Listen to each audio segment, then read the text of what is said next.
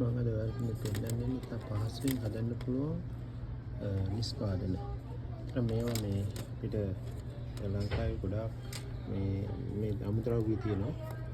මේ විදිහට ලස්සනට හදන්න පුළුවන්.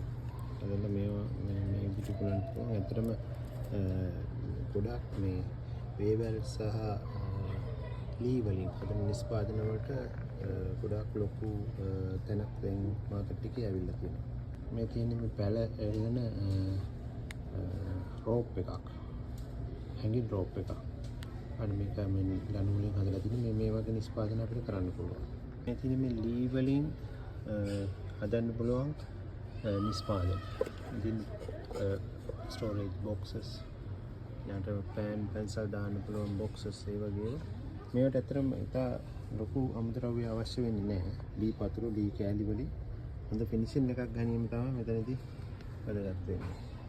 මේ වගේ ස්වභාවික ඒවලින් ගොඩාක් නිෂ්පාදනය කරන්න පුළුවන්. දැන් මේ බලන්න මේක අන්තර ලී වලින් හදලා තියෙනවා. ඉතින් මේකේ අර පේන්ට් එකක් ලස්සනට පේන්ට් කරලා තියෙනවා. මේ පෙන්සල් දාන්න.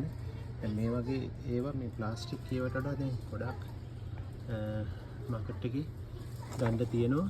ඒකට හොඳ මාකට් එකක් තියෙනවා. ලස්සනට ඒක හදලා print කරන්න පුළුවන් නම් හොඳ අවස්ථාවක් තියෙනවා.